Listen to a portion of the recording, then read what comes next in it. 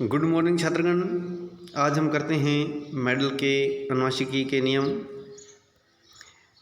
Medal ने उद्यान मटर पर संकरण प्रयोगों के द्वारा कुछ महत्वपूर्ण नियमों का प्रतिपादन किया, जिन्हें मेडल के वंशागति व अनुवांशिकता के नियम कहते हैं। ये निम्नलिखित है: प्रभाविता का नियम, पृथक्करण का नियम, जिसे हम युग्मकों की शुद्धता का नियम भी कहते हैं, स्वतंत्र अपव्यवन का नियम। प्रभाविता का नियम, यह नियम मेडल द्वारा प्रतिपादित एक संकर संकरण के परिणामों पर आधारित है। इस नियम के अनुसार जब एक लक्षण के विपरीत समयुग्मजीय पादपों में संकरण कराया जाता है तो वह लक्षण जो F1 पीढ़ी में अपनी अभिव्यक्ति दर्शाते हैं प्रभावी लक्षण कहलाते हैं, तथा वह लक्षण जो F1 पीढ़ी में अपना अभिव्यक्ति नहीं दर्शा पाते अप्रभावी लक्षण कहते हैं। उदाहरण के लिए, यदि हम शुद्ध अर्थात समयुग्मजीय लंबे पौधे कैपिटल टी पौधों का शुद्ध समयुग्मजीय बौने पौधों से संकरण कराया जाता है तो F1 पीढ़ी में सभी पौधे 100% लंबे प्राप्त होते हैं। शुद्ध नहीं होते लेकिन 100% क्या होते हैं, लंबे होते हैं। नंबर 2 आता है पृथक्करण का नियम या युग्मकों की शुद्धता का नियम। यह नियम भी मेडल के एक संकर संकरण के परिणामों पर आधारित है। इस नियम के अनुसार F1 पीढ़ी के संकरण या विषम युग्म की युग्मजीय से युग्मक बनाते समय दो युग्म विकल्पी एक दूसरे से पृथक होकर अलग अलग युग्मकों में चले जाते हैं। इसे पृथक्करण का नियम या विसंयोजन का नियम भी कहते हैं। प्रत्येक युग्मक में एक लक्षण के लिए एक युग्म विकल्पी पाया जाता है, अतः इसे युग्मकों की शुद्धता का नियम कहते हैं। यदि समयुग्मजीय लंबे व समयुग्मजीय बौने पौधों में संकरण कराया जाता है तो F1 पीढ़ी में सभी संकरण अथवा विषम युग्मजीय पौधे लंबे पौधे प्राप्त होते हैं। विषम युग्मजीय में दोनों युग्म विकल्पी साथ साथ रहते हुए एक दूसरे से संदूषित नहीं हो पाते। युग्म बनाते समय दोनों युग्म विकल्पी एक दूसरे से पृथक होकर अलग अलग युग्मकों में पहुंच जाते हैं, जिस कारण F2 पीढ़ी में बौने पन स्मॉल टी का लक्षण फिर से प्रकट होता है। F2 पीढ़ी का लक्षण प्रारूप अनुपात 3:1 और जीन प्रारूप 1:2:1 प्राप्त होता है, जिस प्रकार से ये चित्र में दिखाया। इसमें लंबे पौधे कितने हैं, 3 और बोना कितना, 1। तो जो हम बाहरी देखेंगे एक बार लक्षण प्रारूप तो 3:1, लंबे कितने 3, बोना कितना 1, तो 3:1। लेकिन यदि हम जीन प्रारूप देखेंगे आंतरिक में क्या है, हम शुद्ध अशुद्ध भी देखेंगे तो शुद्ध लंबे कितने 1, अशुद्ध लंबे कितने 2 और शुद्ध बोना कितना 1, तो 1:2:1। इसका क्या आ गया है, जीन प्रारूप। संकर पूर्व संकरण, यदि F1 पीढ़ी के पौधों का संकरण दोनों जनकों कैपिटल टी या स्मॉल टी में से किसी एक के साथ कराया जाता है तो इसमें संकर पूर्व कहते हैं। इसके 2 प्रकार होते हैं, बाह्य संकरण आउटक्रॉस। इस प्रकार के संकरण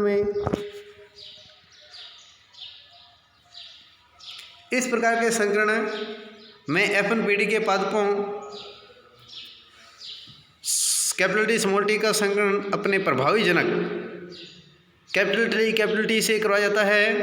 इस संकरण से प्राप्त संतति में सभी पौधे लंबे प्राप्त होते हैं। इसमें 50% समयुग्मजीय लंबे, 50% समयुग्मजीय विषम युग्मजीय लंबे होते हैं, लेकिन होते क्या है, लंबे।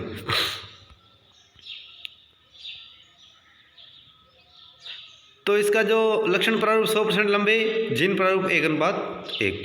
क्या हुआ, 1:1, क्योंकि आधे इसमें क्या हुए, लंबे और आधे अशुद्ध लंबे।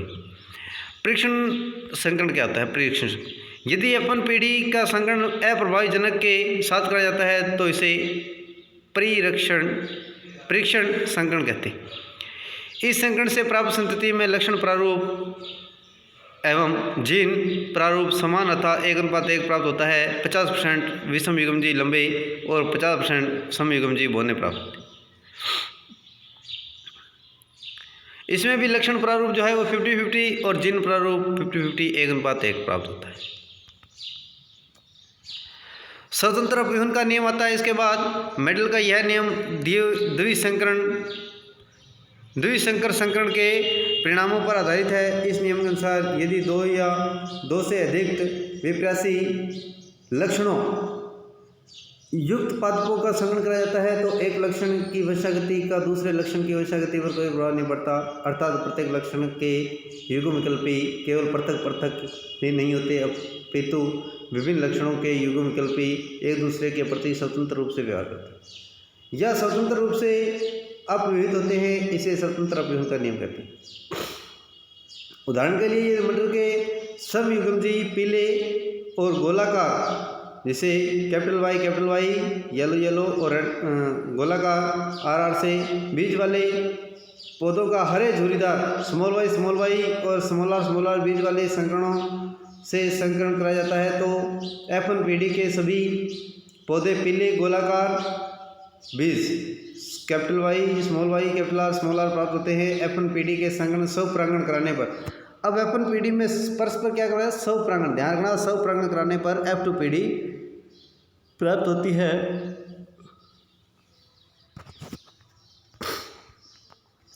तो यदि इसका संकरण कराया जाता है स्वपरागण कराया जाता है तो हमारे पास इस प्रकार से सारणी प्राप्त होती है स्वतंत्र अपव्यूहन की।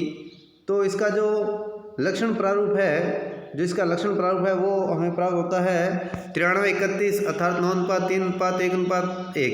इसका जो फॉर्मूला है लक्षण प्रारूप का 93-31। और जो इसका जीन प्रारूप है उसका अनुपात निकालने का याद रखने का तरीका है कि 12:24:12:1 क्या है 12:24:12:1 1:2:4:1:1:2:1 प्राप्त होता है। तो बच्चों अब हम पढ़ते हैं मेडल के वर्षागति के नियमों का महत्व क्या है। सजीवों में प्रभाविता के लक्षणों का पाया जाना अत्यंत महत्वपूर्ण है क्योंकि अनेक हानिकारक व अघात जीन अप्रभावी होने के कारण प्रभावी जीन की उपस्थिति में अपने आप को अभिव्यक्त नहीं कर पाते। मेडल के पृथक्करण के नियमों की प्रस्तुति से जीन संकल्पना की पुष्टि होती है। पृथक्करण के नियमानुसार एक जीन के दो युग्मविकल्पी होते हैं तथा ये दोनों विप्रासी लक्षणों को नियंत्रित करते हैं। मेडल के नियमों से संकर संतति में उत्पन्न नए लक्षणों के बारे में पता चलता है। संकरण विधि से अनुपयोगी लक्षणों को हटाया जा सकता है तथा उपयोगी लक्षणों को एक साथ एक ही जाति में लाया जा सकता है। मेडल के नियमों के उपयोग से रोग प्रतिरोधक व अधिक उत्पादन देने वाली फसली पौधों की किस्में विकसित की जा सकती है। मानव जाति के सुधार संबंधी जीव विज्ञान की शाखा सुजनिक मेडलियन नियमों पर आधारित होती है। तो बच्चों हमारा लेसन कंप्लीट हुआ। इसके जो प्रश्न उत्तर हैं वो हम अगले वीडियो में करेंगे। तो आज के लिए इतना ही। धन्यवाद। शुभ दिन।